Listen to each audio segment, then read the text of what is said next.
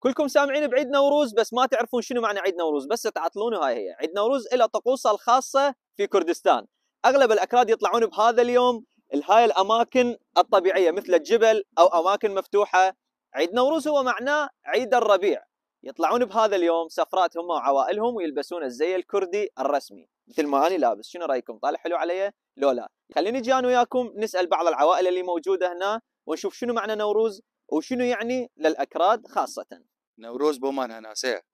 نوروز تامبي روز بيت سباس. احكي لي ايش تعرف عن نوروز؟ نوروز يوم جديد بالسنة الكردية بالتاريخ الكردي. نوروز مبارك على كل الشعب الكردي في جميع أجزاء كردستان. طبعا عيد نوروز هو عيد قومي بالنسبة للأكراد، فنحن الكرد نحتفل كل 21 آذار بالنوروز، نلبس لباس الكردي التقليدي نعبر عن وجودنا عن هويتنا. يعني عندكم اعتزاز بلبسكم زيكم الرسمي. نعم. وبقوميتكم. نعم. يعني راس السنة الكردية. نعم مثل ما في تاريخ هجري وتاريخ ميلادي، الأكراد عندهم كمان عندهم تاريخهم الخاص. نعم. نوروز هو يوم جديد، يوم الربيع، يوم الأول. نعم، يوم الأول بالربيع بالسنة الجديدة. وعندنا مجموعة اليوم من الأطفال لابسين زي كردي. وين شنو أساميكم؟ ناوتسيا؟ حنان. أديتو؟ إيسا. سي؟ إيسا. هذا حلو. هذا شو اسمه؟ نيمار. هلا بنيمار. تلعب بالسعودية؟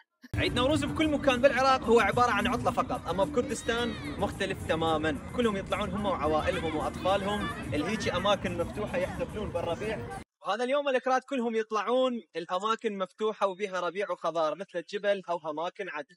عن هاي المناسبة تستمر عندهم 3 أيام، من يوم 21 آذار اليوم 24 آذار يلا تخلص مناسبة نوروز. وهسه مثل ما عرفنا انه نوروز هو عيد راس السنة الكردية او عيد الربيع.